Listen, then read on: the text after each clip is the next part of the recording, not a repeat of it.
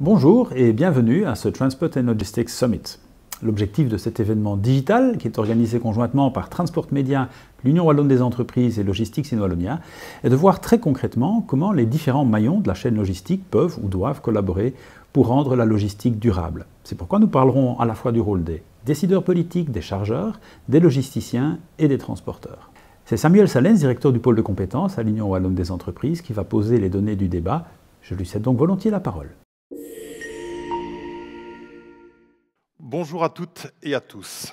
Permettez-moi tout d'abord de vous souhaiter la bienvenue à ce Best of Wallonia Transport and Logistics 2021, événement numérique co-organisé par Transport Media, Logistics in Wallonia, l'Union Wallonne des entreprises et sa cellule mobilité.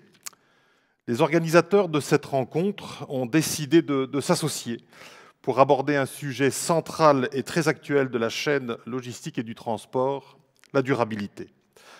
Pour ce faire, 2 tables rondes vont suivre cette introduction, durant lesquelles chargeurs, transporteurs et acteurs publics pourront évoquer leurs réalisations, leurs projets et leurs attentes en la matière.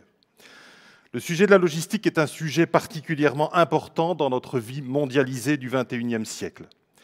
Le fonctionnement optimal de notre société est en effet fortement dépendant de la qualité des flux de marchandises sur nos territoires et au travers de nos frontières. Que ce soit au niveau des entreprises ou des citoyens, le bon acheminement des biens est essentiel à leur fonctionnement quotidien. Tout événement, de quelque nature que ce soit, entravant ces flux, nous démontre très rapidement et par la négative à quel point ils nous sont définitivement essentiels. S'ils nous sont essentiels, ils n'en doivent pas moins être durables tout en restant performants.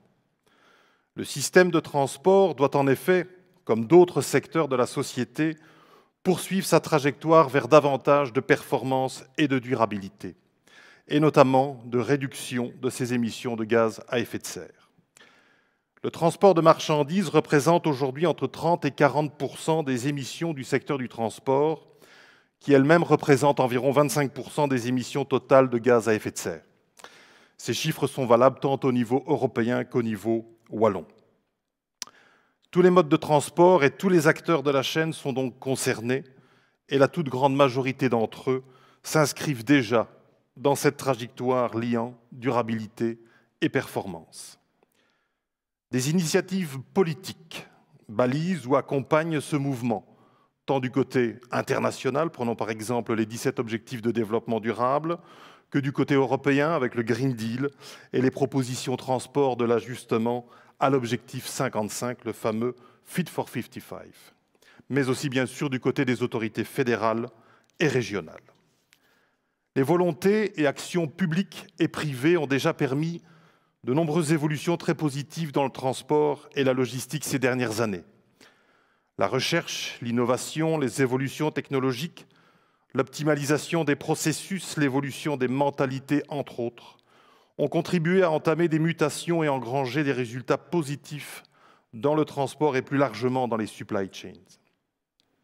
Mais des améliorations sont encore nécessaires. Elles relèvent bien entendu des acteurs de cette chaîne, mais pas uniquement. Autorités et citoyens doivent aussi en être des contributeurs actifs. L'enjeu est de taille pour tous, et singulièrement pour la Wallonie, qui est un carrefour logistique important. D'importantes voies internationales s'y croisent, sans compter un réseau interne routier, ferroviaire, fluvial dense et 2 aéroports très importants, dont un dédié au fret. La Wallonie a dès lors en main des opportunités, mais aussi une responsabilité d'action. La Wallonie, c'est également un tissu économique et industriel en pleine évolution, dont certains sites représentent des clients majeurs pour les acteurs du transport et de la logistique. Ce tissu doit être développé et consolidé afin d'augmenter notre création intrinsèque de valeur et d'emplois. C'est l'un des enjeux du plan de relance de la Wallonie, que le gouvernement a récemment présenté, mais aussi une responsabilité de la société wallonne tout entière, afin d'assurer par nous-mêmes notre bien-être collectif sur le long terme. Il y a bien entendu une articulation solide entre un développement fort de l'industrie et de l'économie wallonne et une logistique performante au service des entreprises de Wallonie. Les vitalités de l'un et de l'autre sont interdépendantes et nécessitent d'être entretenue par des actions des acteurs tant publics que privés.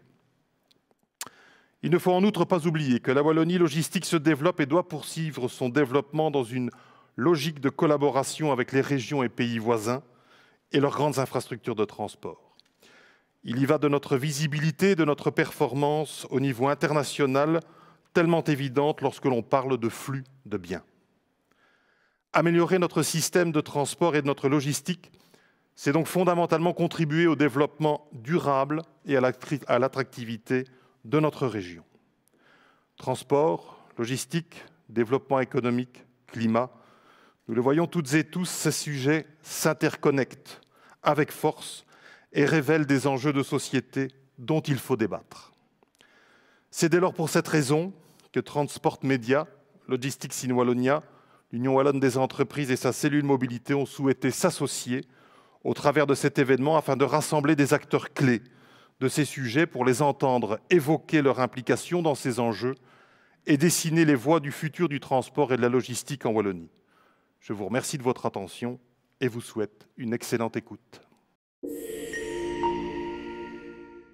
La Wallonie dispose de plusieurs leviers pour mettre en place une logistique durable. Nous avons donc sollicité 2 ministres régionaux à ce sujet et nous commençons par Willy Boursu, chargé entre autres de l'économie, de la recherche et de l'innovation, de l'aménagement du territoire et des centres de compétences.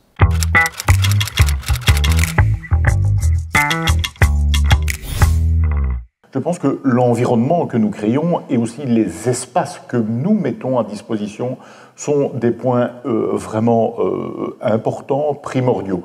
J'ajoute que nous sommes régulièrement intervenus, notamment à travers nos différents dispositifs d'aide au niveau régional, d'aide à l'investissement notamment, d'aide à la transition énergétique, de manière à permettre à notre secteur de pouvoir continuer à investir, mais aussi de s'inscrire pleinement dans la transition énergétique.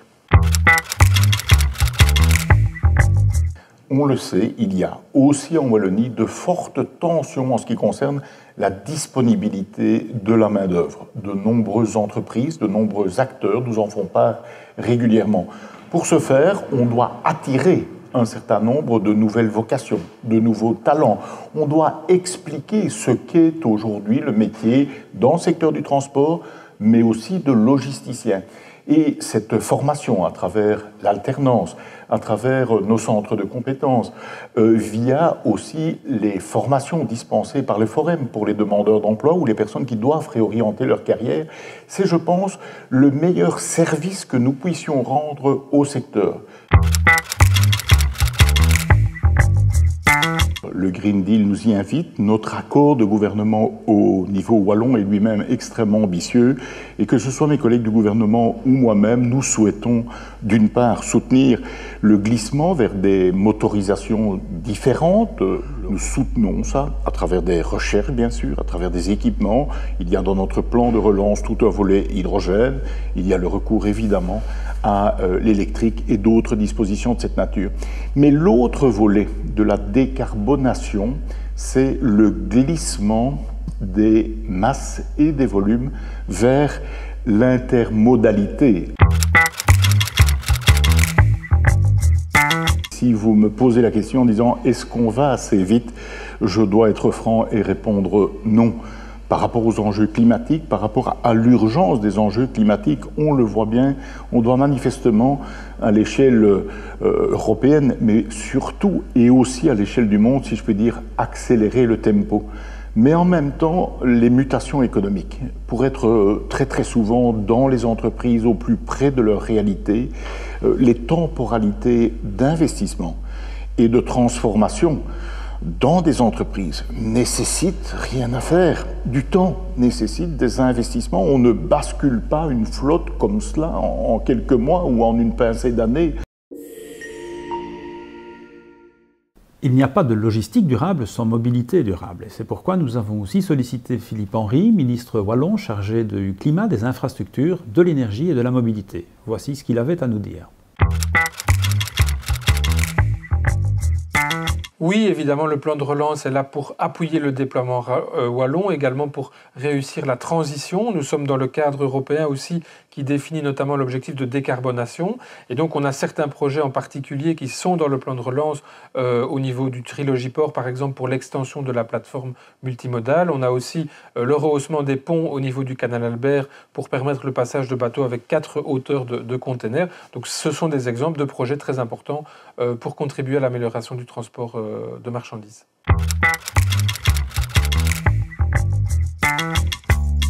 Alors, on voit bien évidemment que les carburants vont devoir changer, qu'il va y avoir une grosse partie d'électrification. On a aussi un cadre européen qui, malgré tout, balise déjà fortement les choses avec le projet de règlement européen. Donc, ça va se concrétiser évidemment au fur et à mesure du déploiement des infrastructures. En particulier pour l'électrification, il va aussi falloir suivre les évolutions technologiques. Par exemple, pour le rechargement des camions et camionnettes, pour l'instant, on n'a pas encore de solution sur le marché qui est vraiment opérationnelle. Donc, ça, il y aura encore des choix technologiques qui vont s'opérer. Il faudra donc s'adapter. Par exemple, on peut avoir une recharge plus classique, on peut changer la batterie, on peut recharger par induction, etc. Donc tout ça va être suivi de très près pour être implémenté au plus rapidement possible, notamment sur les axes transeuropéens, bien sûr, de transport. Et pour ce qui concerne l'hydrogène, on a des projets pilotes qui sont en cours. Là aussi, on a des projets importants dans le plan de relance, notamment pour la production et la distribution de l'hydrogène. Donc c'est aussi un créneau de déploiement très important.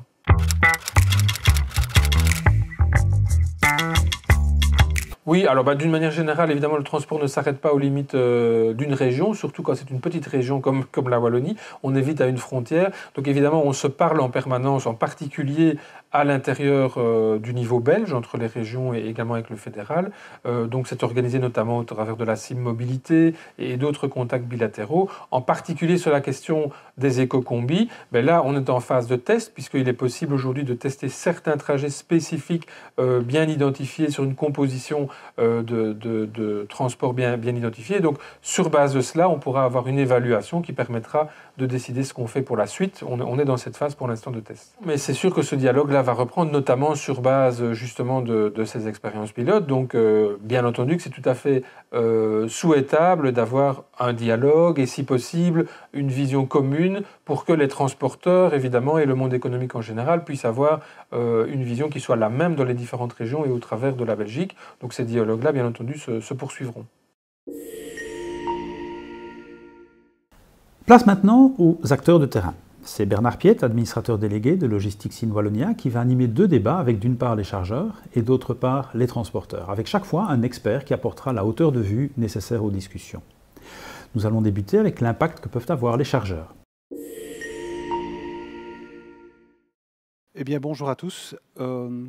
Lors de l'organisation de ce débat, nous avons envisagé les différentes solutions pour pouvoir couvrir le sujet de la manière la plus complète possible. Et nous avons envisagé le fait que la durabilité de la logistique et de la supply chain n'était pas que la question des transporteurs et n'était pas que l'affaire des transporteurs, mais aussi la responsabilité, ou en tout cas le fait que les chargeurs industriels et les entreprises industrielles avaient aussi un rôle à jouer. Nous avons donc réuni un premier panel avec des personnes qui vont pouvoir donner un point de vue venant plus du côté de l'industrie. Alors, j'ai la chance d'avoir avec moi aujourd'hui Philippe Chevalier, professeur à l'UC Louvain. Je vais leur demander à chacun de se présenter. Et Jean-Christophe Bottmann, qui a une longue expérience en matière de supply chain industrielle. Donc, je vais d'abord vous demander de vous présenter. Donc, Philippe, est-ce que vous pourriez nous dire en quelques mots qui vous êtes et quel est votre background et qui vous vaut le plaisir d'être ici aujourd'hui avec nous? Bonsoir Bernard, merci pour l'invitation. Donc, je suis professeur de Supply Chain Management à la Louvain School of Management, membre du conseil d'administration du pôle Logistics in Wallonia et de l'APCAL. Et donc, j'enseigne non seulement aux étudiants en master la spécialité Supply Chain Management. J'ai aussi organisé dans le passé des formations d'Executive Education dans ce domaine-là, et donc qui ont permis d'avoir beaucoup de contacts avec la pratique. Et je garde encore dans le cadre de mes travaux de recherche aussi d'ailleurs beaucoup d'applications pratiques avec différentes entreprises actives dans le domaine supply chain. Parfait. Donc c'est justement ce qui nous intéressait, c'est que la combinaison de votre profil et académique qui, avec une expérience pratique avec entreprise, nous permettra de pouvoir alimenter le débat de manière utile. Jean-Christophe, je vais vous demander de vous présenter également. Merci Bernard. Bonjour à toutes et à tous. Donc voilà, je suis en charge actuellement de la supply chain de la FNR Stahl depuis 4 ans. Précédemment, j'étais le directeur supply chain d'ArcelorMittal Belgium. Donc à cet égard, j'ai eu la chance d'occuper différentes fonctions dans mon expérience professionnelle dans le cadre de la supply chain et autour de la supply chain. Donc, dans le cadre de la supply chain, des fonctions assez opérationnelles de gestion des transports et logistique, gestion de la planification des usines, gestion du service client, là on est un peu plus périphérique, proche du commercial. Et puis derrière ça, des gestions plus liées à des projets, soit de projets de type ERP, MES, outils informatiques, ou des projets finalement de progrès continu liés à du lean management, à de la TPM, à du 5S, à d'autres modes d'amélioration ou de réduction des stocks, des gaspillages, etc. Voilà, et donc l'entreprise FNR Stahl, on ne la présente plus évidemment, entreprise qui est active dans le domaine de la défense et de la sécurité, et elle est, d'un point de vue supply chain, organisée un peu comme une entreprise automobile, je vais dire, avec une partie d'approvisionnement de composants, une partie d'achat de composants et puis une partie de montage, d'assemblage. C'est parfait. On va avoir l'occasion de le retenir, parce que justement, j'allais peut-être vous poser, Philippe, commencer par vous. Bon, les gens qui nous regardent aujourd'hui sont des gens qui, a priori, ont une certaine connaissance, mais si on devait quand même redéfinir en quelques mots, vraiment quelques mots synthétiques, la supply chain, comment est-ce qu'on peut la considérer et comment aussi faire la distinction parfois entre supply chain et logistique? Mais je dirais que supply chain, le premier mot qui vient à l'esprit, c'est la collaboration. Et donc, la supply chain, c'est toutes les activités de collaboration. Et on a évidemment d'un côté la collaboration inter-entreprise qui est liée, entre autres, à la logistique, mais pas que. Et donc, c'est déjà plus large. Et puis, il y a toute la collaboration intra-entreprise qui correspond à tout ce qui est planning, ordonnancement et tout ça, qui sont aussi liés à la collaboration. Parce que l'idée même de la supply chain, qui est de dire, pour être compétitif, il faut pouvoir voir depuis toutes les transformations, depuis la matière première jusqu'au produit final. Et donc, c'est la collaboration entre toutes les étapes successives qui vont avoir lieu, qui va permettre de créer de la valeur tout autant que les étapes de transformation elles-mêmes.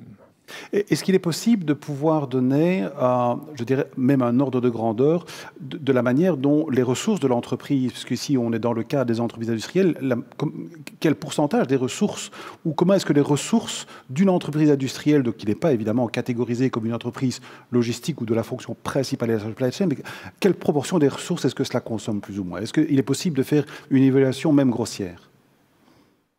A priori, ça concerne presque toutes les ressources. À partir du moment où on voit toutes les ressources passent à un moment donné ou à une autre, d'une étape à une autre, et donc vont être concernées par la collaboration. Et donc, on dit souvent qu'il y a les économies qu'il y a moyen de faire en termes de frais opérationnels représentent à peu près 25% des frais opérationnels, ce qui est énorme, grâce à une meilleure collaboration. D'accord.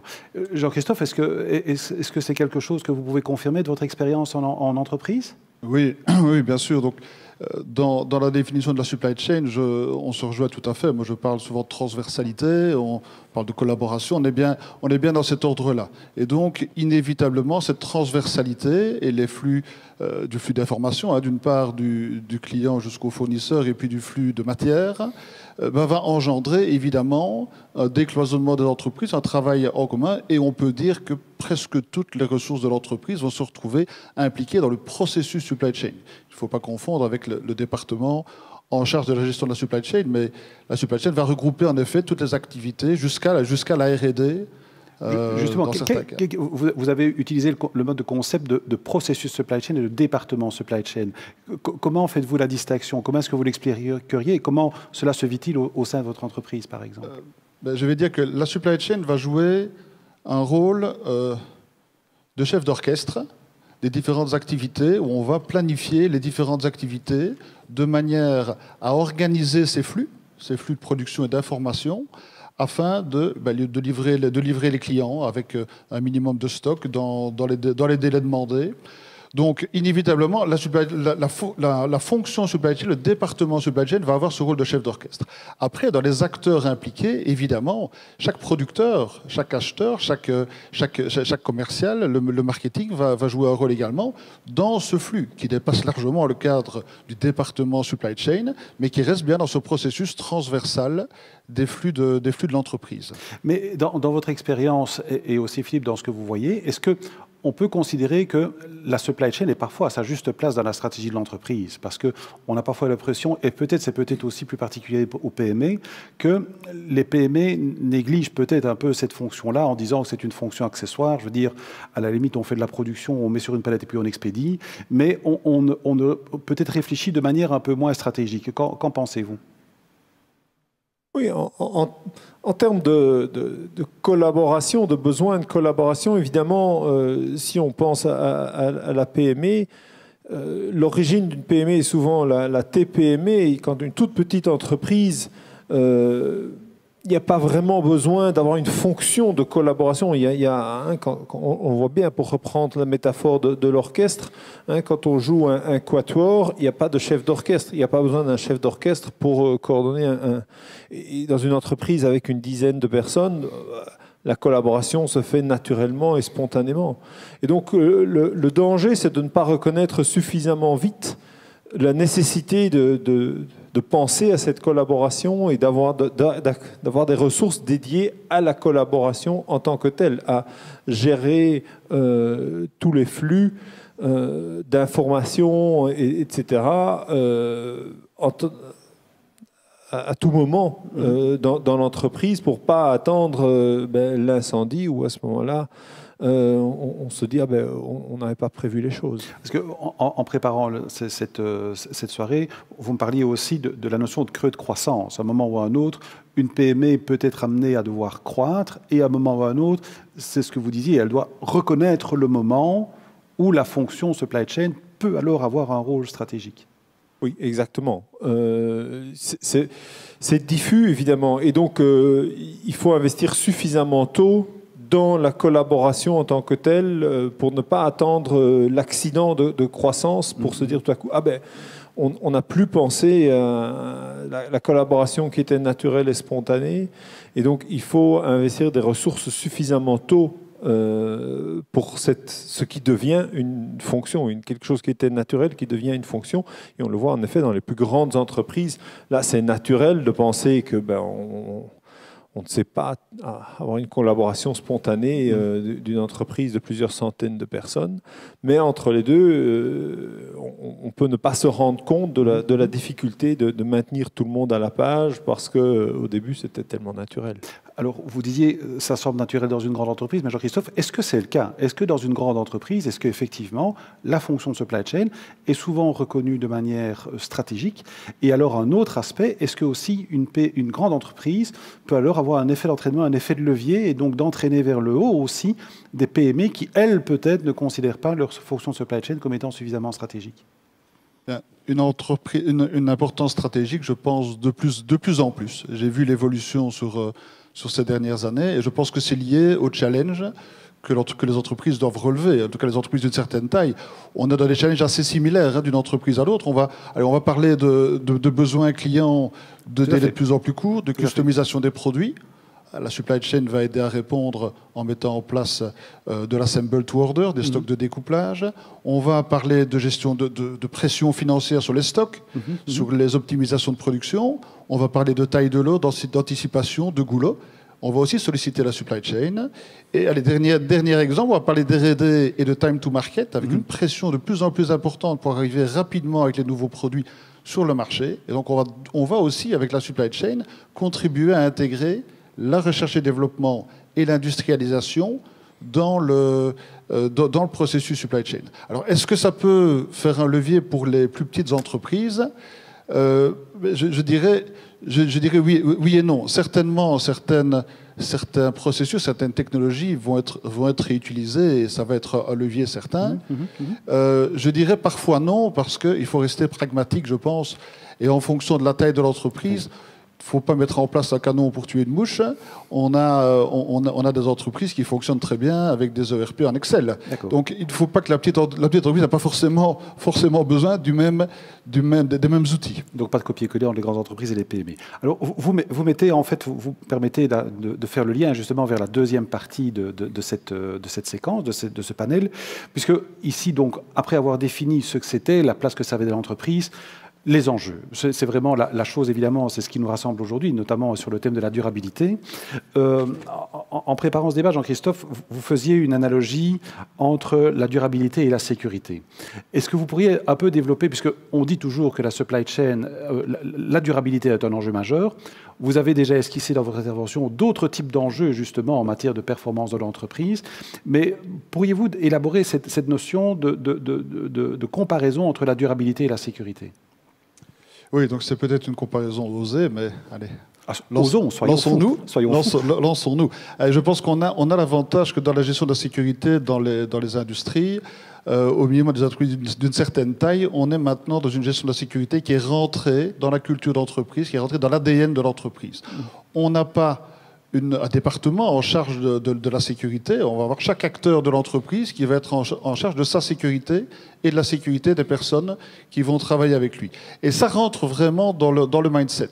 Ce qui veut dire qu'on ne réfléchit pas sécurité, on réfléchit activité industrielle, sous contrainte évidemment de sécurité parfaite des différentes personnes. Pour moi, la durabilité doit être approchée de la même manière. Alors c'est pas facile parce qu'on a moins de recul, on est dans une activité plus récente, mais une tour de contrôle durabilité qui fait de la durabilité pour le principe, il me semble que ça n'est pas très pérenne. Si on veut vraiment développer une logique de durabilité, ce qui est bien nécessaire et ce qui sera de plus en plus, on doit arriver à faire rentrer la durabilité dans les réflexions industrielles, logistiques, regroupement, massification, etc. Il faut que ça ait un sens pour l'entreprise aussi dans ses autres objectifs, dont la performance économique. Et ça ne me semble pas du tout antinomique.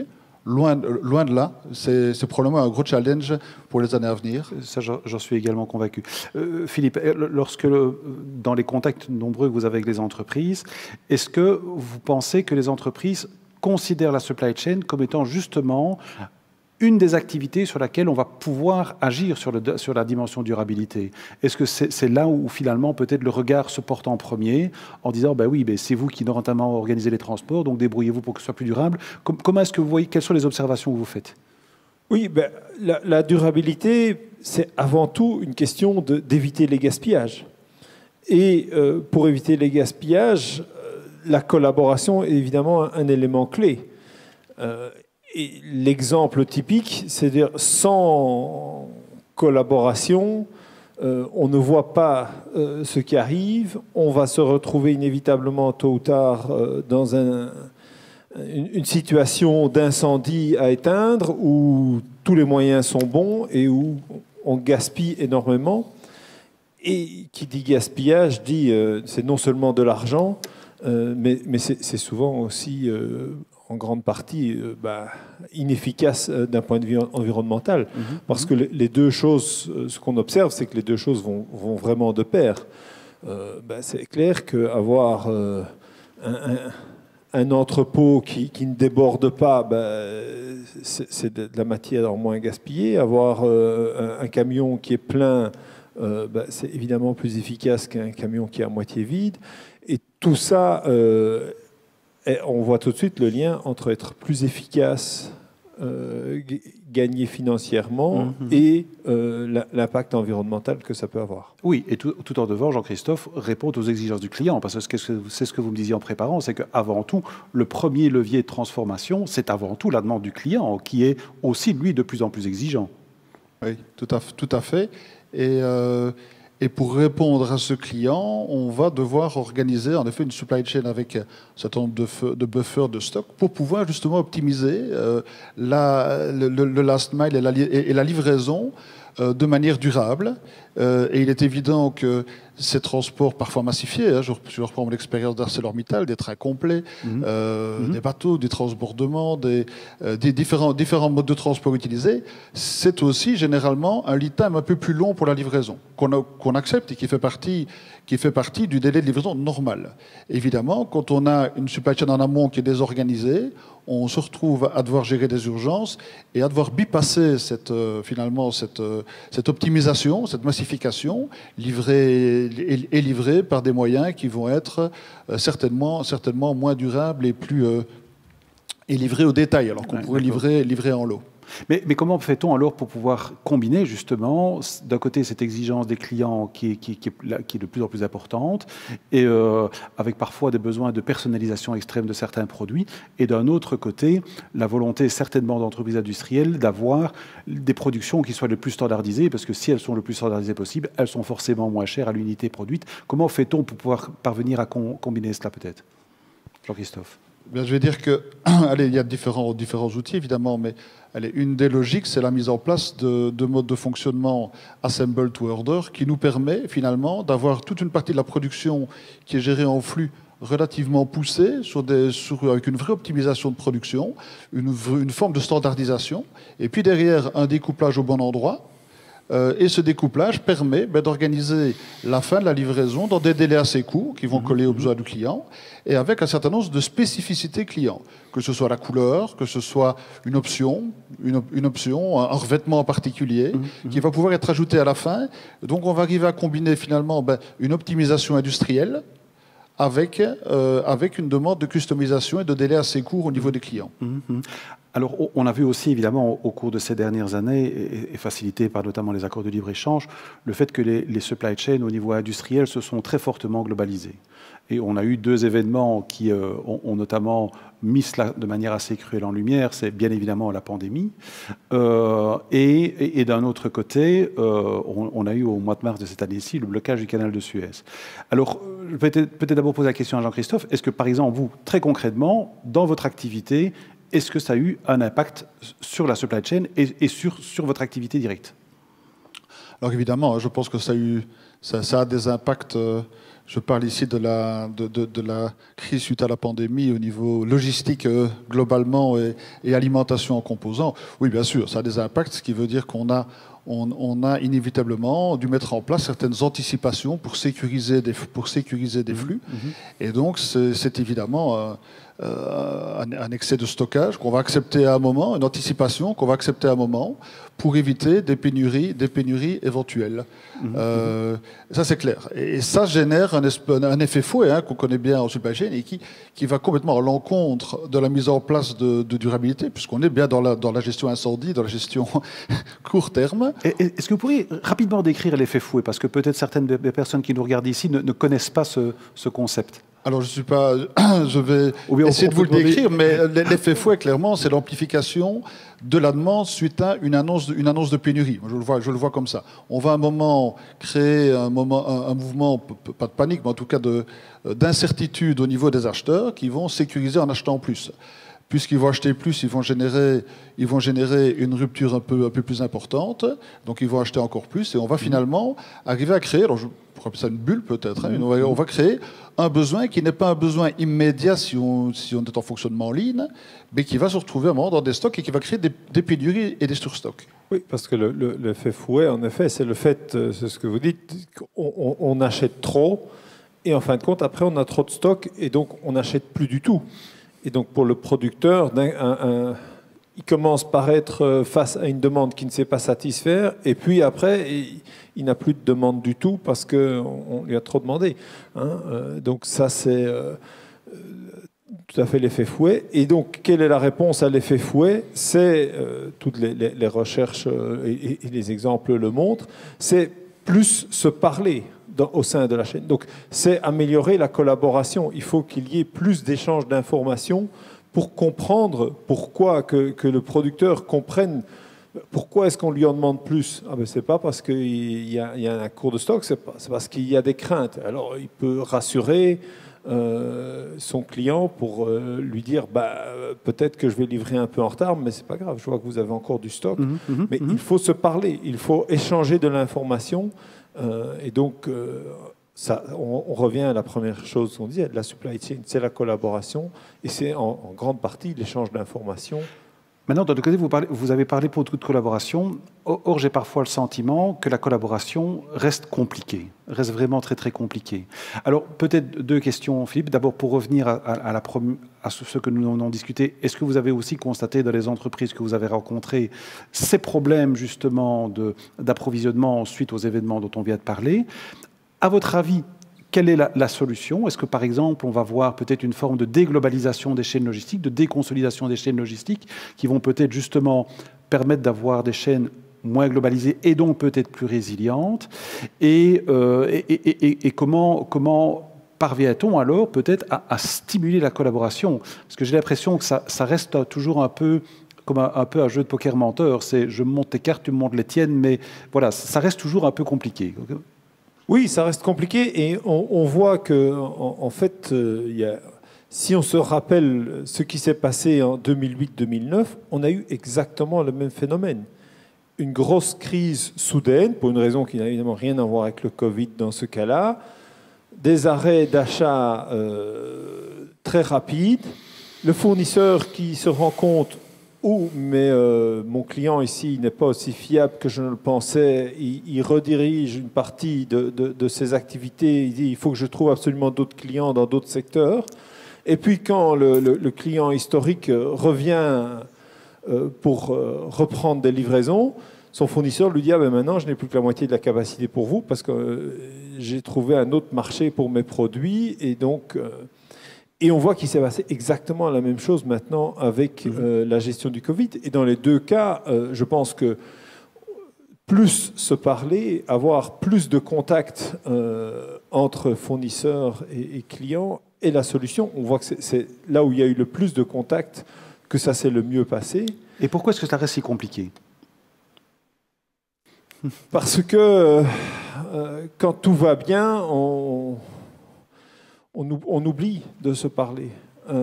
Et puis quand arrive le Covid, le propre d'une crise, de ce genre de crise, c'est que ça arrive quand on ne s'y attendait pas. Et donc, quand les entreprises ici ont dû d'un coup sec, rappelons-nous comment on était au mois de mars 2020, qui s'attendait le 1er mars à ce que le 17 mars, on nous dise, voilà, vous êtes maintenant chez vous, chacun, et plus personne ne bouge? Personne ne l'aurait cru. Et donc, au moment où c'est arrivé, ça a été un peu le sauve qui peut. Et lorsqu'on voit en plus avec l'augmentation des commandes en ligne qui ont aussi perturbé les chaînes logistiques de manière assez spectaculaire. Oui, mais tout ça devient prévisible quand on y pense après coup, mais au moment même, je pense que les entreprises étaient à dire oui, qu'est-ce que je vais faire avec ma ligne de production, qu'est-ce que je vais faire avec mes employés, qu'est-ce que je dois faire pour avoir droit au chômage, à régler l'incendie qui était là tout à coup. Et sans doute négliger de dire mais qu'est-ce qui va se passer après, et de dire au moment même où elle pense ce que je dois faire tout de suite, avoir en même temps des personnes qui prennent contact avec le fournisseur qui est à l'autre bout du monde. Et donc la difficulté pour moi des chaînes globalisées n'est pas la distance, n'est pas le transport, c'est le fait que c'est beaucoup plus facile de discuter avec un voisin que d'appeler quelqu'un en Chine qui n'est pas sur la même heure, qui, eux, ils étaient déjà en plein dedans au moment où ça commençait pour nous. Eux, ils étaient en plein lockdown et donc probablement pas facile à joindre non plus. Et donc pensez-vous alors, peut-être pour conclure ce deuxième bloc, que justement la pandémie que nous avons vécue va impulser de nouveaux choix en matière de supply chain des entreprises? Est-ce qu'elles vont reconfigurer leur chaîne logistique? Bon, on parle beaucoup de réindustrialisation. Je pense qu'il y a encore une série de difficultés et d'obstacles à surmonter pour pouvoir voir une vraie réindustrialisation. Mais peut-être que le rapatriement de certains stocks, la création de certains stocks déportés est peut-être une solution. Mais est-ce que vous pensez que ça risque d'avoir un impact durable qui permettra peut-être aussi d'augmenter la durabilité des transports? Oui, mais je crois que c'est quelque part plus la durabilité. Et il y a quand même la COP26, on n'a quand même que 9 ans pour diviser nos consommations de ressources, nos émissions par deux. Et donc, je pense que ça commence à faire réfléchir tout le monde pour ne pas se retrouver en 2029 en disant, bon, maintenant, on doit tout faire en un an.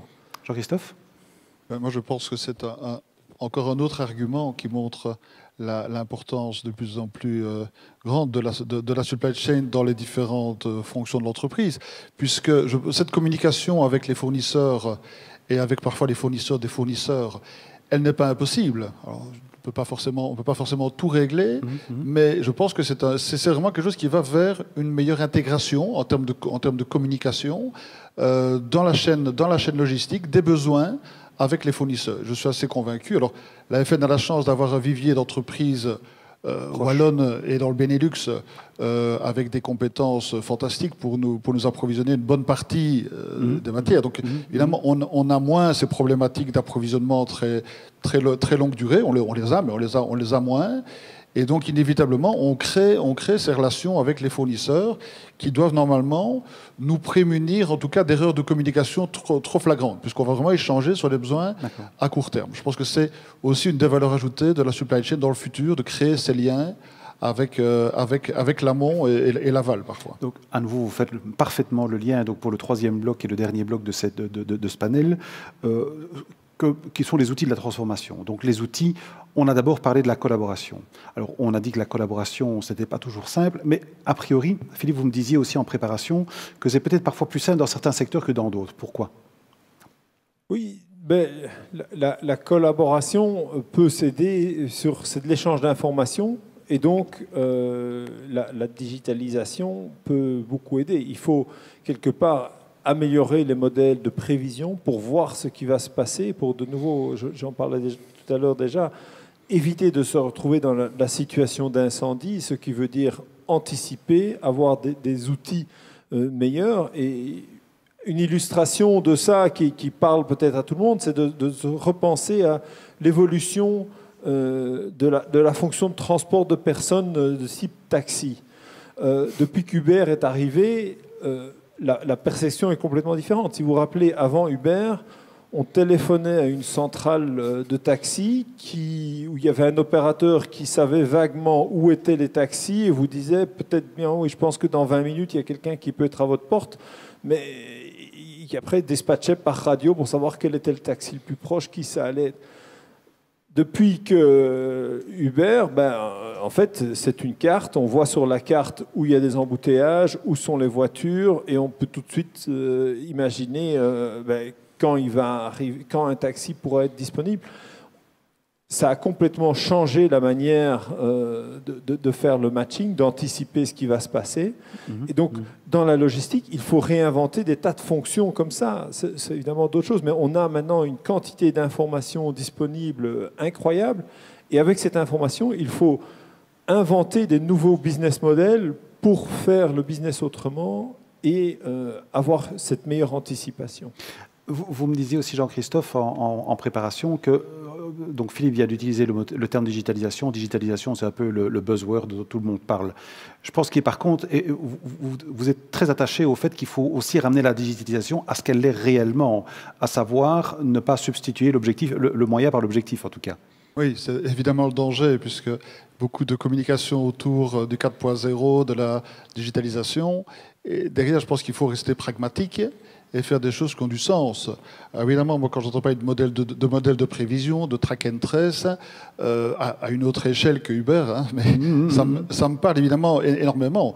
On collecte énormément de données, que ce soit dans les machines ou dans le transport, dans l'organisation des flux.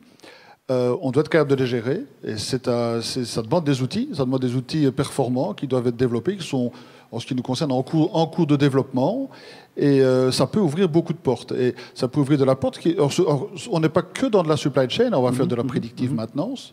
C'est aussi un peu de l'organisation, finalement, de la planification, mais on va aussi localiser les matières en temps réel, ce qui permet d'éviter certains temps masqués. Hein, quand on fait de la chasse au gaspillage, on va essayer d'éviter de réduire ces temps entre deux opérations. Et donc, il y a énormément à apprendre. il y a énormément à apprendre dans la digitalisation.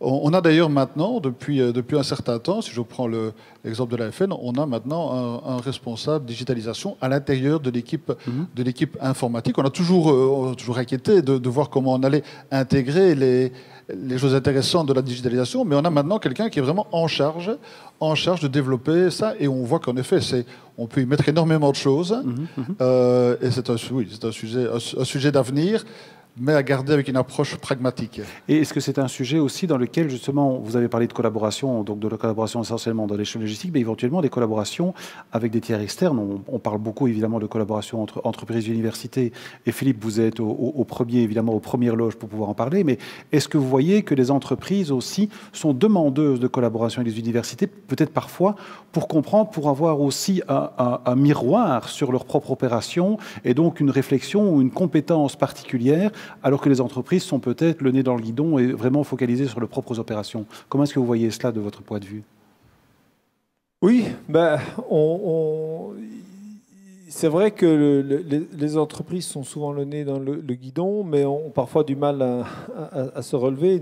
Pour ça, c'est pas toujours si facile d'aller vers les universités où le temps est plus long, la recherche demande un temps beaucoup plus long, mais c'est clair qu'il y a énormément d'opportunités et on le voit dans les appels Logistics in Wallonia du plan Marshall, comme quoi il y a le nombre de projets qui viennent chaque fois et pour lesquels, en effet, des supports en recherche sont utiles et créent de la connaissance en Wallonie, et c'est important pour que la Wallonie reste une terre de logistique et soit efficace, de créer aussi de la connaissance qui alors peut aller se diffuser dans le milieu professionnel.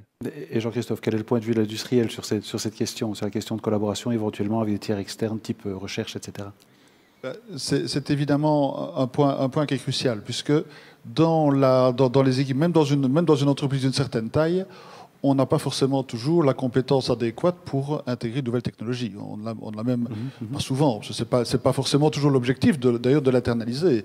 Donc la collaboration, que ce soit avec des universités ou avec d'autres entreprises qui sont spécialisées, est évidemment quelque chose d'extrêmement important. De manière générale, et pour la supply chain, que ce soit d'ailleurs dans ce domaine-là ou dans d'autres. On a fait avec l'université de Gand des recherches avec ArcelorMittal sur les capacités des nouveaux containers et des nouveaux modèles de blocage à maintenir des bobines dans des transports maritimes. Donc il y a vraiment des collaborations à tout niveau, que ce soit dans la digitalisation ou dans d'autres domaines, qui sont à pousser et à promouvoir. Bien. Je vous remercie beaucoup en tout cas d'avoir participé à ce panel pour vos éclairages et pragmatiques et conviviaux, donc c'était vraiment extrêmement agréable. Nous allons maintenant aussi, nous avions aussi invité une troisième intervenante, Claire Offlac, responsable logistique de la société Ecofrost, située à Perruet et spécialisée dans la production de frites surgelées. Elle n'a malheureusement pas pu nous rejoindre pour les raisons sanitaires que l'on connaît, mais nous avons eu l'occasion aussi de récolter son point de vue sur les différentes questions que nous avons abordées aujourd'hui, et je vous propose donc de l'écouter avec nous. Merci beaucoup. Chez Ecofrost, la supply chain concerne des domaines très variés, tels que les approvisionnements, la production, la gestion de stock et les matières premières et des produits finis, les livraisons, la gestion des flux d'informatisation et encore bien d'autres. Son importance apparaît au moins dans trois grands domaines que sont la qualité, la sécurité et l'environnement. Tout d'abord, dans le cadre d'une entreprise agroalimentaire, notre supply chain nécessite une traçabilité irréprochable. Chaque produit entrant doit être identifié avec précision et il est possible a posteriori de retrouver toutes les informations qui le concernent au niveau de notre fournisseur. Dans le même ordre d'idée, notre produit fini doit également être 100% retraçable pour justement remonter jusqu'à la matière première. Mais nous sommes également capables de retrouver des informations précises comme les paramètres machines utilisés lors d'une production spécifique. Dans ce cadre, la supply chain assure la qualité de nos produits. Ensuite, il y a aussi l'investissement dans la supply chain.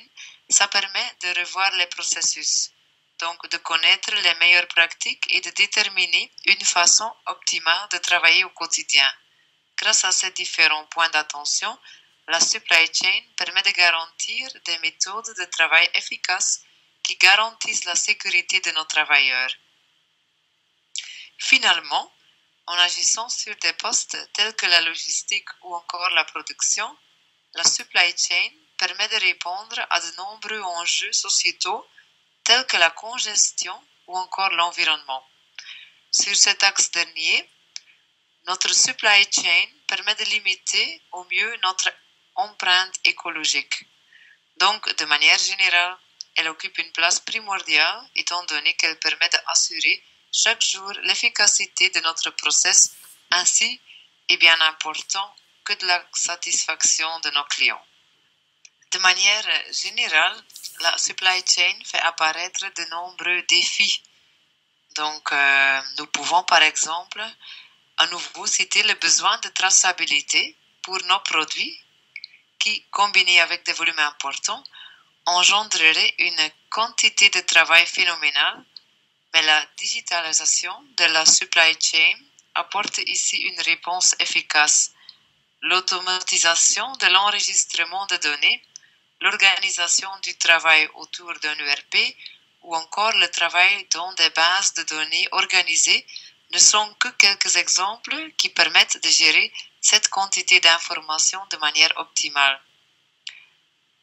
Face aux défis de la congestion et de l'écologie, la multimodalité, les transports par barge, par train, offrent des solutions intéressantes pour limiter nos émissions.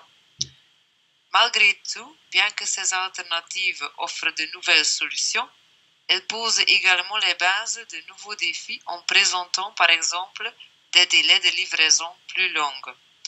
Pensons aux envois par barge, ça peut prendre entre 24 et 48 heures, tandis que si on fait rouler le camion jusqu'au port en direct, ça prend entre 3 et 4 heures.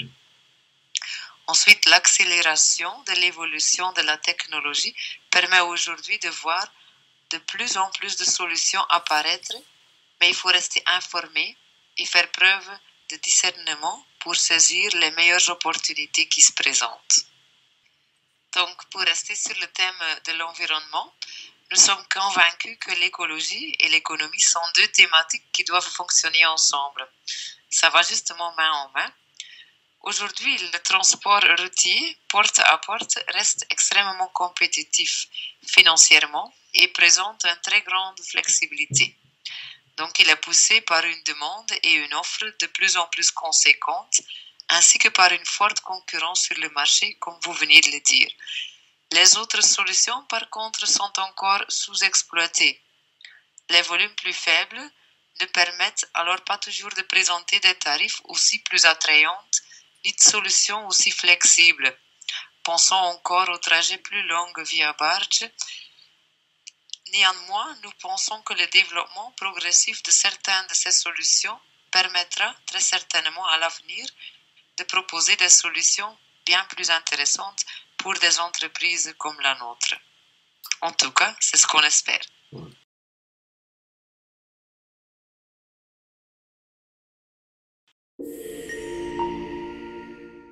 Le rôle des transporteurs est évidemment crucial pour rendre la logistique durable. En ce moment, les transporteurs font face à une multitude de défis, comme la pénurie de personnel, mais aussi à des choix qui vont se révéler cruciaux. Je vais parler des propulsions alternatives, de la digitalisation et peut-être des véhicules autonomes. Je laisse à nouveau la parole à Bernard Piet et à ses invités. Bonsoir à tous. Toujours dans le cadre de cet événement-ci, voici à présent donc le panel qui est plutôt orienté vers les transports, puisque nous l'avons expliqué, dans le cadre de cet événement, nous souhaitions envisager la question de la durabilité du transport et de la logistique, non seulement du côté des chargeurs industriels, mais bien évidemment du côté des transporteurs, qui sont évidemment des acteurs essentiels et des acteurs de premier plan qui peuvent aussi apporter leur contribution, certes pas seuls, mais ils ont évidemment un rôle à jouer. Alors aujourd'hui soir, j'ai donc la chance d'avoir deux personnes avec évidemment deux profils différents, mais qui vont être extrêmement complémentaires et vous vous en rendrez vite compte, pour pouvoir débattre de la question donc, de la contribution des transporteurs en matière de la durabilité des transports. Et nous ne parlerons pas que de transport routier. Donc nous avons avec nous Étienne William, directeur général du SPEMI, et ainsi que Corentin Nicolas de la société Glass Partners. Donc je vais vous demander de vous présenter. Étienne, pourriez-vous vous présenter pour les personnes qui nous regardent ce soir ? Bonjour Bernard, bonsoir. Étienne William, je suis directeur général du service public de Wallonie. Mobilité et infrastructure, donc je dirige une organisation qui est un service public qui est riche de près de 4000 collaborateurs. Nous développons nos missions autour de la stratégie de la mobilité, donc travailler en Wallonie pour développer la stratégie de la mobilité, conseiller le gouvernement et mettre en œuvre un certain nombre d'actions en matière de transformation, notamment de mobilité et d'atteinte d'objectifs environnementaux, qui est un sujet clé de la rencontre de ce soir, mais également opérer en tant que gestionnaire des réseaux d'infrastructures, des réseaux routiers, des réseaux de voies navigables, mais également des réseaux de mobilité active, mais également des réseaux de télécommunications. Tout ça en termes d'investissement, en termes de maintenance, mais aussi d'exploitation, puisque nous exploitons ces différents réseaux, notamment au travers du PEREX 4.0. Et puis enfin, une dimension aussi en matière de réglementation et de régulation dans les matières de la mobilité et du transport. C'est parfait. Donc justement, ça vous permettra de pouvoir aborder aussi justement les aspects réglementaires, donc le cadre dans lequel les entreprises de transport veulent opérer. Corentin, je vous laisse vous présenter. Bonjour à tous. Donc, je m'appelle Corentin Nicolas, je représente la société Glass Partners Transport, je suis administrateur de la société et je représente la 3e génération. Donc, c'est une société familiale. On a 170 véhicules, principalement dans le transport de verre, comme le nom l'indique.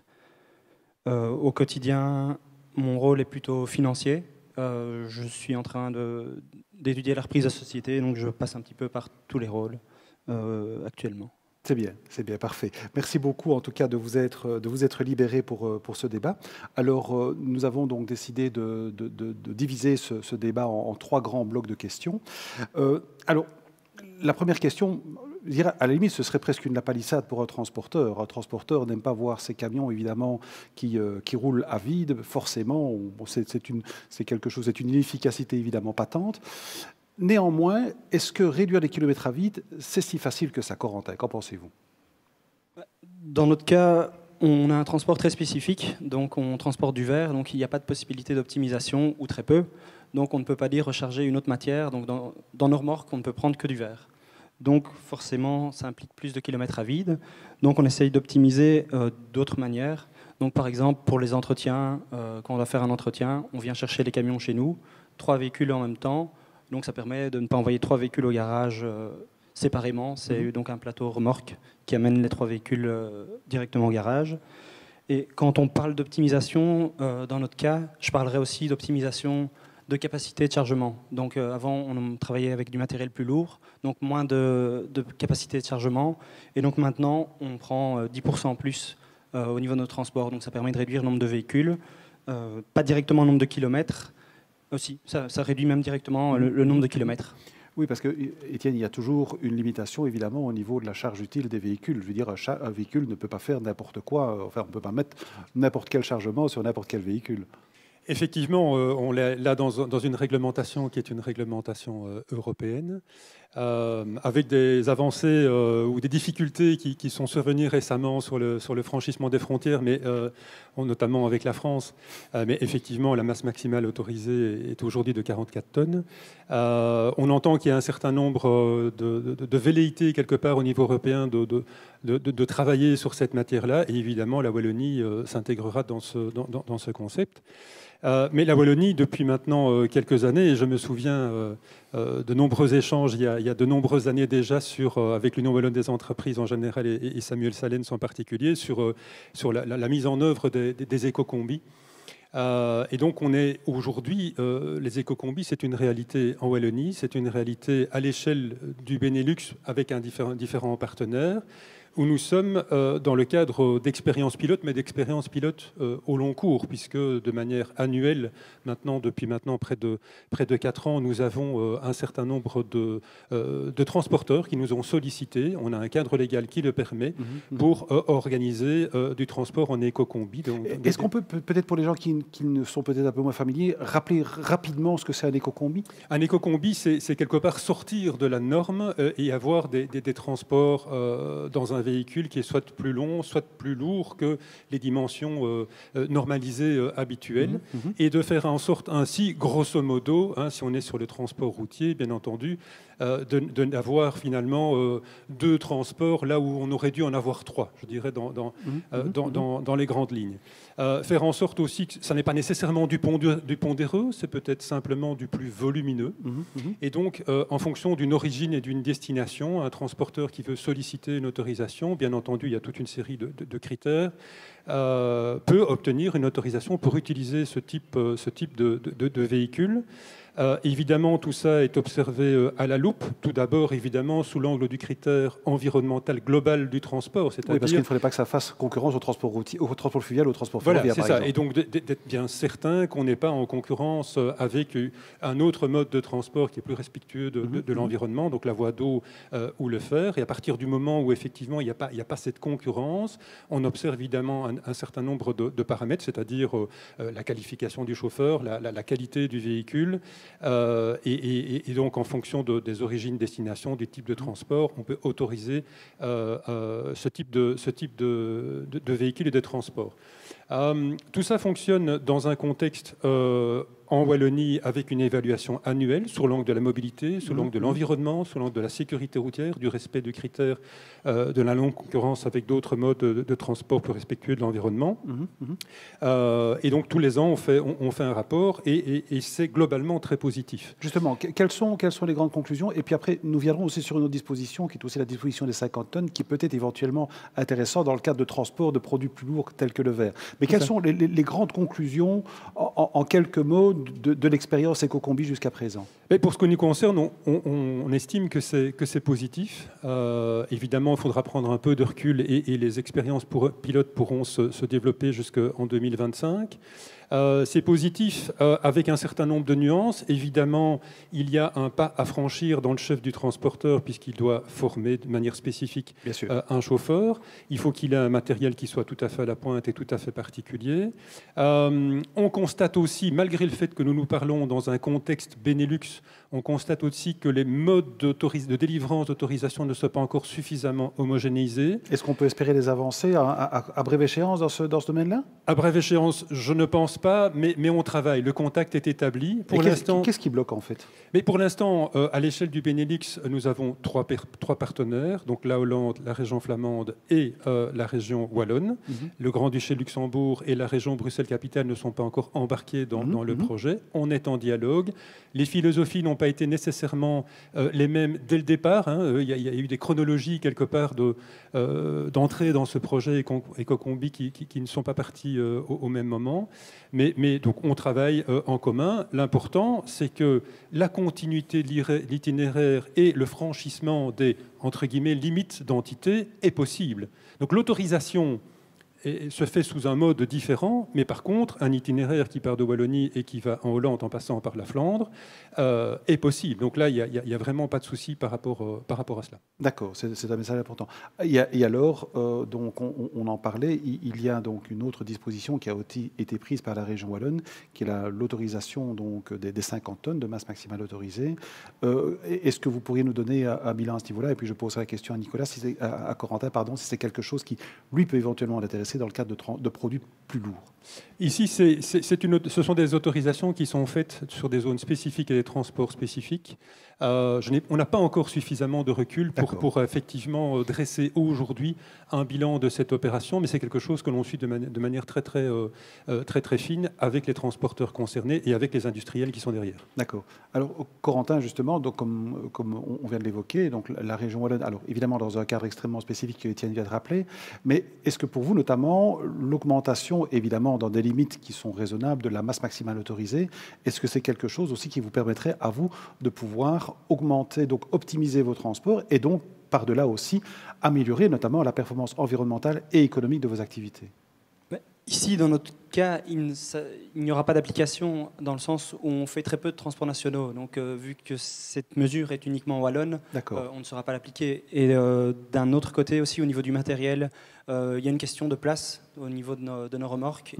Donc, il n'y a pas de possibilité de mettre plus de verre actuellement. Ok.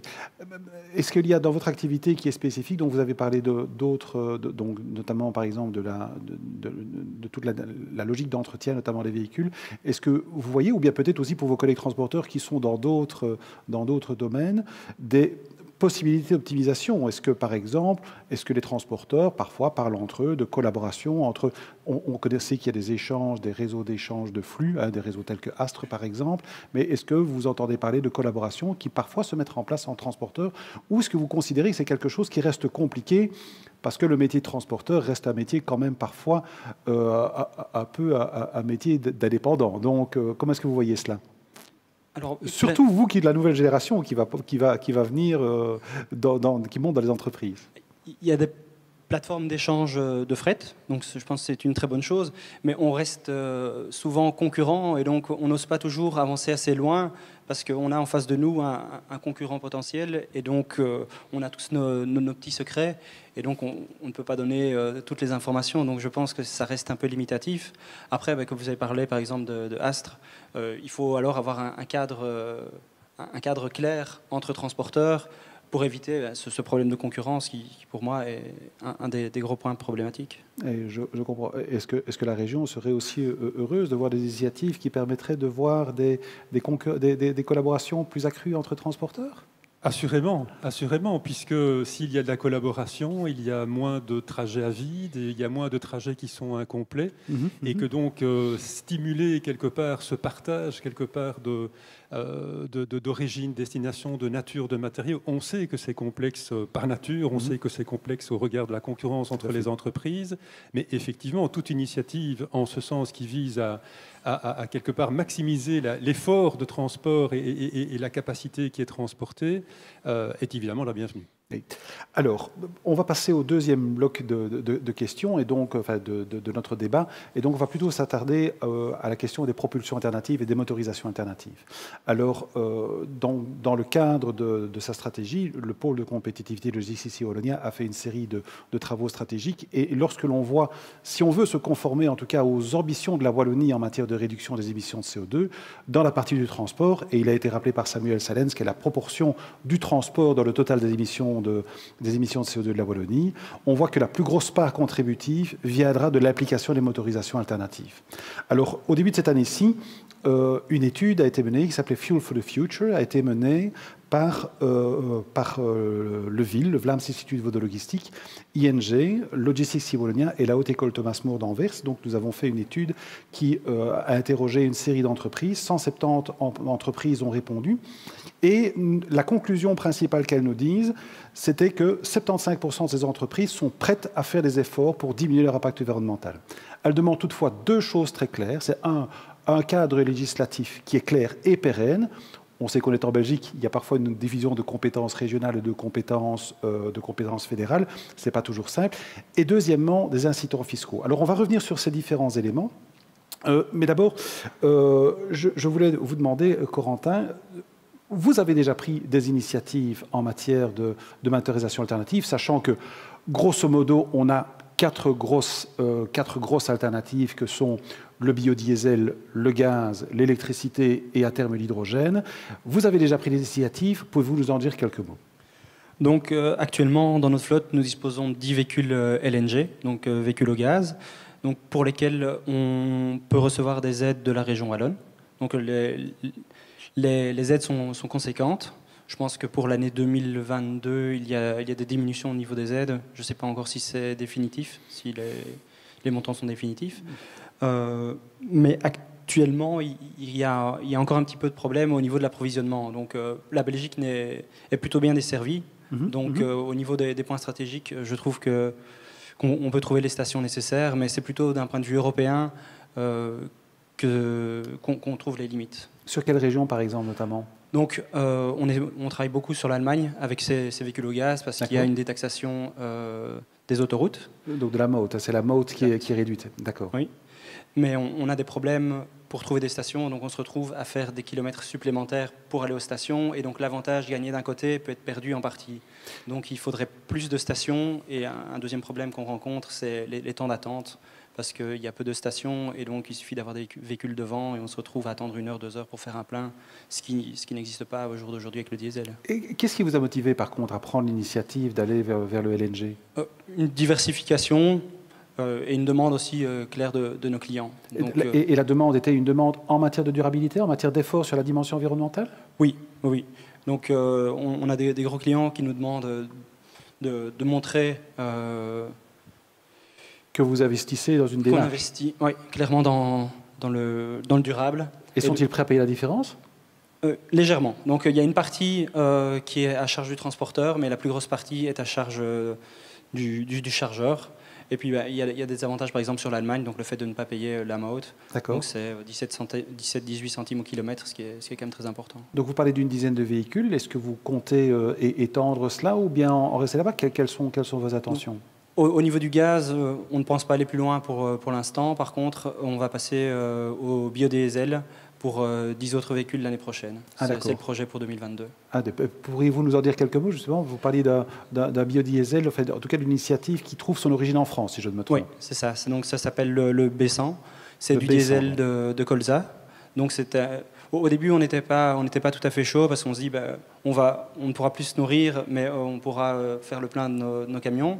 Mais ici, c'est un déchet pour la production animalière. Et donc, on utilise ce biodiesel pour les véhicules.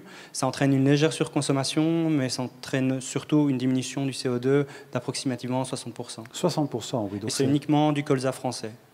Et donc, financièrement, on s'y retrouve parce qu'il y a une détaxation. Donc les axes, la TICPE en France, donc c'est l'équivalent des axes en Belgique, est réduite sur ces véhicules et on se retrouve à un coût fort proche du diesel. Oui, donc on se retrouve justement, Étienne, ici un peu dans ce mélange de compétences régionales et fédérales. Donc je ne vais certainement pas vous demander, d'abord, certainement pas vous demander de vous engager, certainement pas vous demander de vous engager pour le fédéral, évidemment, mais au niveau régional, qu'est-ce qui est mis en place justement pour essayer de pouvoir stimuler ces motorisations alternatives? Corentin a abordé notamment l'aide notamment à l'acquisition de véhicules neufs.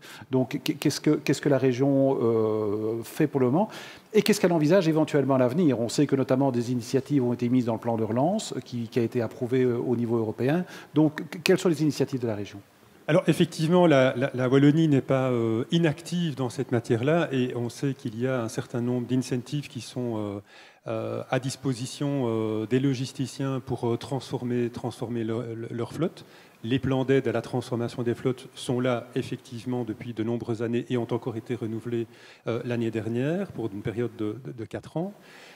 Mais évidemment, nous avons à quelque part suivre et anticiper toute cette transformation de la logistique et des différentes motorisations, que ce soit sur la voie d'eau ou que ce soit sur la route, faire en sorte d'adapter notre cadre réglementaire et qui est largement évidemment inspiré du cadre européen et qui est largement aussi inspiré par les développements technologiques, puisque là derrière, il y a de la technologie, il y a de l'anticipation de choses qui arriveront dans quelques années et à plus long terme.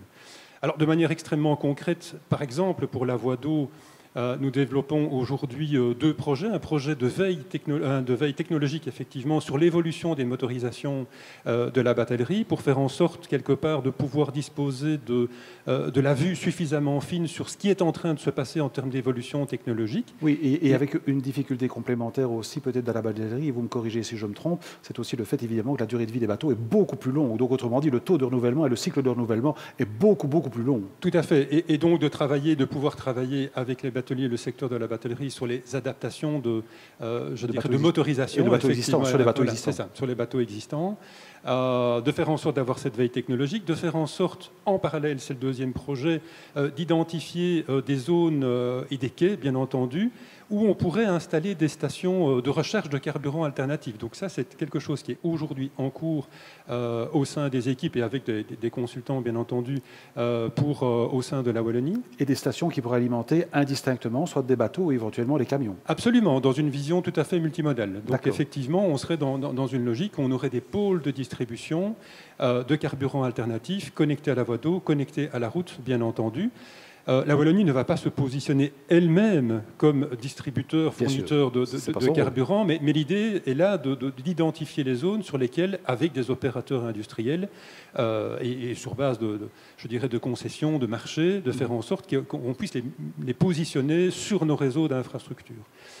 Et par ailleurs, sur la route, dans le secteur routier, nous avons un certain nombre de leviers, notamment au niveau de la Sofico, au travers des conditions d'octroi des concessions autoroutières, bien entendu. La Sofico, avec son partenaire technique, le service public de Wallonie, Mobilité Infrastructure, a lancé il y a maintenant 3 ans le programme IBE, Infrastructure basse émission. Le pitch de ce projet, qui est en fait un programme, c'est de déterminer des zones qui sont sur le domaine qui jouxte le réseau routier et autoroutier, sur lesquelles on pourrait produire de l'énergie verte. À partir d'éolien, du grand éolien, du petit éolien, à partir de photovoltaïque, à partir de biomasse, et d'utiliser, je dirais, une part importante de l'énergie qui serait produite, là on est plutôt sur l'électricité, d'utiliser une part de l'énergie qui serait produite en autoconsommation, soit à l'attention de bâtiment, mais aussi dans une logique de mise à disposition d'électricité pour la mobilité. Évidemment, l'idée n'est pas de faire ça nous-mêmes, mais de faire ça avec des partenaires industriels qui pourraient développer comme ça et valoriser ce domaine dans une logique de production d'énergie verte et d'utilisation en autoconsommation, notamment à des fins de mobilité. Mais également, nous avons évidemment le plan de relance wallon qui vient d'être énoncé et validé par le gouvernement wallon. Et dans ce plan de relance wallon, différentes initiatives en matière de transformation des modes de propulsion, notamment au travers de l'électrique. L'électrique avec le déploiement et la mise en place d'un cadre qui va permettre le déploiement plus rapide de bornes de recharge électrique à l'attention de véhicules que sont des voitures et des camions, mais aussi à l'attention de vélos électriques, au travers des acteurs économiques locaux. Donc tout ça, c'est quelque chose qui est prévu dans le plan de relance wallon, mais également un focus très important sur l'hydrogène. Bien évidemment. Avec le développement de filières d'hydrogène, avec de la recherche et développement, avec de la mise en œuvre de projets pilotes, et parmi ces projets pilotes, bien entendu, une dimension en lien avec la mobilité, que ce soit du transport en commun, mais également du transport industriel. Parfait. Alors, Corentin, peut-être si donc ces projets sont évidemment assez enthousiasmants, mais si on revient au pragmatique, au jour le jour, la réalité d'un transporteur, en matière je dirais, si on peut utiliser le terme d'usabilité des véhicules, donc en matière au jour le jour, le fait de devoir utiliser des véhicules à carburant alternatif peut être éventuellement un problème opérationnel. Vous avez déjà parlé par exemple du problème des stations de recharge. Si on prend l'exemple de l'électricité, bon, une batterie, ça ne se recharge pas aussi rapidement qu'un plein de diesel évidemment, mais quel est le regard que vous posez là-dessus? Jusqu'où êtes-vous d'accord de pouvoir accepter des contraintes qui sont liées à la mise en œuvre de nouvelles motorisations? Comme vous le dites, vous parlez de contraintes. C'est clair qu'à partir du moment où on veut partir sur d'autres énergies, on va avoir de nouvelles contraintes. Le diesel aujourd'hui est vraiment extrêmement simple. Il y a des stations partout. On fait un plein en un quart d'heure et voilà, on est reparti. On a une autonomie de 1500-2000 km. Et donc, on va devoir s'adapter. Il va y avoir une adaptation dans le futur au niveau des transporteurs, des chargeurs. Tout le monde va devoir s'adapter. Je pense que surtout l'adaptation se fera par rapport au type de transport. Donc, on va se retrouver peut-être sur des transports longs avec une énergie comme l'hydrogène, sur des transports plus courts afin de desservir les villes sur de l'électrique. Et on va peut-être rester sur du gaz pour des moyennes distances. Je ne sais pas. Mais je pense qu'on va avoir un mix énergétique pour pouvoir couvrir l'ensemble de nos transports Et on va devoir s'adapter à ça. C'est magnifique parce que vous anticipez justement la question que j'allais vous poser, de savoir, mais c'est parfait, c'est savoir si oui ou non vous pensez qu'une des technologies ou une des motorisations va s'imposer par rapport aux autres. C'est un peu aussi la conclusion de l'étude dont j'ai parlé en introduction, où on voyait que les transporteurs, notamment pour le transport longue distance, voient certainement l'hydrogène comme étant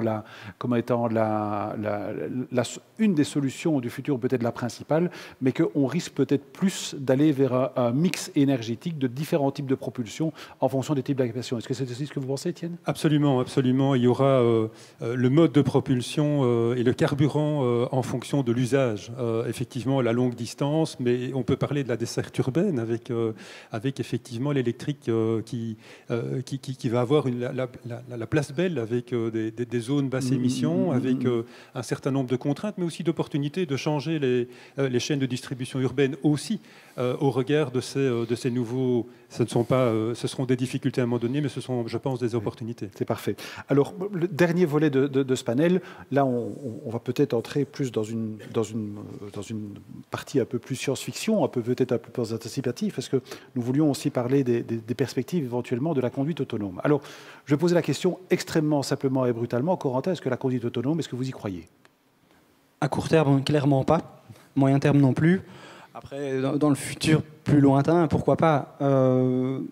J'ai eu justement une expérience par rapport à ça. Il y a 5 ans, j'avais été invité par Scania. Donc, ils avaient fait un essai platooning, ça s'appelait. Donc, ils étaient descendus, je pense, de Suède jusqu'en Belgique avec un combi de camions. Donc, il y avait 6 camions qui suivaient. Et le premier donnait les ordres à tous les véhicules suivants. Donc, il y avait bien sûr un chauffeur dans chaque véhicule pour la sécurité. Et donc, je parle de ça il y a 5 ans, si je ne me trompe pas. Et depuis lors, personnellement, je n'ai plus entendu parler de développement. Il y a des développements qui en tout cas pas dans ce sens-là. Il y a clairement des développements qui se font, mais je trouve qu'au jour d'aujourd'hui, c'est plutôt de la sécurité. Donc, c'est accompagner le chauffeur, mais pas le remplacer. Mais bon, il peut y avoir plusieurs explications par rapport au fait que ça ne s'est pas déployé. La première explication, peut-être le fait qu'il n'y a pas de démonstration d'un gain économique par rapport à ce platooning, puisque ce que l'on dit au niveau du platooning, c'est que ce que ça permet de s'adapter aux conditions de circulation, donc d'éviter les accélérations brusques, les coups de frein brusques, et donc de lisser notamment la charge, l'utilisation énergétique du véhicule. Mais d'un autre côté, il n'y a peut-être pas de démonstration économique du fait que effectivement, ça en vaut la peine. Et d'un autre côté, là je me tourne plus vers vous, Étienne, c'est évidemment l'aspect réglementaire, parce que, comme Corentin l'a dit, il faut toujours un véhicule, une personne dans chaque véhicule, donc parce qu'il y a des conventions internationales qui l'imposent, c'est comme ça, mais le cadre réglementaire n'est pas non plus adapté. Le cadre réglementaire devra évidemment évoluer à l'échelle européenne, bien entendu, et les premiers échos qu'on en a sur la modification, les anticipations de modification visent quelque part à le permettre au moment où la maturité de l'ensemble de l'écosystème le permettra. Aujourd'hui, en Belgique, le code de la route le permet de manière tout à fait ciblée sur base d'expériences pilotes et, comme Corentin vient de le dire, il y en a déjà eu et il y en aura encore. Évidemment, on n'est pas aujourd'hui dans une logique où des véhicules totalement autonomes, sans chauffeur, sans capacité de maîtrise quelque part à un moment donné de la reprise du véhicule sont réalisés. Mais il y a toute une série d'expériences pilotes qui sont réalisées, qui ont été réalisées. On peut citer, non pas en transport de marchandises, mais en transport de personnes, l'expérience qui a été menée par l'OTW ici à Louvain-la-Neuve, avec cette navette autonome qui est en train de se clôturer. Il y a une évaluation qui est en cours. On peut citer des expériences pilotes aussi, notamment à Ans-sur-Lesse. Donc il y a aussi ce type de navette. Par contre, vous m'expliquez aussi qu'on va peut-être aller plus vite vers le transport fluvial, dans le transport fluvial en matière d'autonomisation, parce que c'est peut-être plus simple, moins critique, c'est peut-être plus simple à organiser. C'est effectivement, je dirais, les interactions avec la multiplicité des intervenants sur la voie d'eau est évidemment plus faible que sur la route proprement dit. Et effectivement, nous sommes en train de travailler à une adaptation du cadre réglementaire qui va permettre une certaine autonomisation de la navigation en Wallonie. On est en train de travailler avec des opérateurs logistiques pour faire en sorte que dès que le cadre réglementaire le permettra, on puisse accueillir de l'autonomisation, mais il y a aussi, je dirais au niveau de la voie d'eau, différents niveaux d'autonomisation. On peut citer de la conduite, du pilotage du bateau à distance, oui, depuis un centre de contrôle où, sur base de paramètres, le capitaine qui n'est pas sur son navire, étant entendu qu'il y a un matelot sur le navire, pilote son navire, mais à distance, qui apporte un certain nombre de bénéfices, notamment pour le capitaine. Et là, on est sur du grand gabarit, mais on peut aussi imaginer des navettes de plus petits gabarits, du 300 tonnes notamment, qui pourraient faire du cabotage comme ça, je dirais, de zone portuaire en zone portuaire, sur des plus petites distances, et desservir le cœur de nos villes sur des petites distances de manière tout à fait autonome. Okay. Je pense aussi à ce niveau-là que la Wallonie a notamment investi déjà dans l'infrastructure 5G, si je ne me trompe, ou en tout cas il y a des investissements qui sont en cours. Vous avez mentionné aussi tout à l'heure PEREX 4.0, qui est un peu quelque part le centre névralgique de la stratégie ITS, donc des Intelligent Transport Systems de la Wallonie. Est-ce que vous pourriez nous dire un petit peu, parce qu'on parle aussi évidemment de communication de véhicules à infrastructure, donc est-ce que vous pourriez nous dire un peu où on en est en Wallonie à ce niveau-là?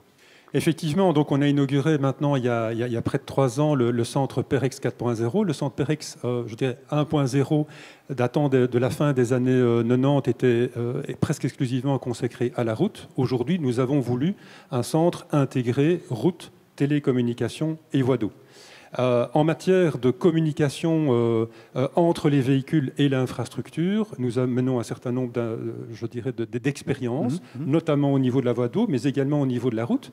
Alors quand on parle de 5G, dans l'interface entre le véhicule et la route, ce n'est pas encore la 5G cellulaire, donc du smartphone. On est sur la technologie 5G Wi-Fi, qui nécessite la mise en place d'unités de bord de route, des UBR. Et nous sommes en train, dans le cadre d'un certain nombre de projets, notamment européens, le Sea Roads, de disposer, sur la liaison E40 et 25 à Liège, à certains endroits, d'unités de bord de route qui permettent à des véhicules et à l'infrastructure de communiquer. Vous savez qu'on a aussi mis en place le plan Lumière. On voit cette transformation de la mise en place de LED le long de nos réseaux à grand gabarit. Dans le cadre de ce plan Lumière, nous avons disposé 150 unités de bord de route. Alors ces unités de bord de route, qu'est-ce qu'elles permettent de faire? Elles permettent de pousser de l'information, notamment en matière de sécurité routière, entre l'infrastructure et le véhicule.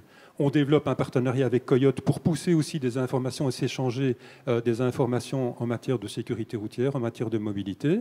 Et donc tout cela est aujourd'hui une réalité en Wallonie. Donc autrement dit, on est en train d'aller vers, je dirais, une politique, ou en tout cas une dynamique plus qui va vers de l'open data, vers de la donnée, puisque en fait des opérateurs, et peut-être que les opérateurs de transport seraient aussi heureux de disposer de toute une série de données complémentaires, notamment sur les conditions de trafic. Alors ils sont déjà évidemment bien outillés, ne fût-ce qu'avec les TMS dont ils disposent, bien évidemment, mais est-ce qu'on peut dire que la Wallonie va lentement mais sûrement vers une dynamique d'open data dans laquelle toute une série de données relatives à la mobilité, on peut peut-être un jour rêver d'avoir les données de la taxe kilométrique là-dedans, mais en tout cas les données de relatives à la mobilité seront à disposition d'opérateurs qui pourront développer des applications?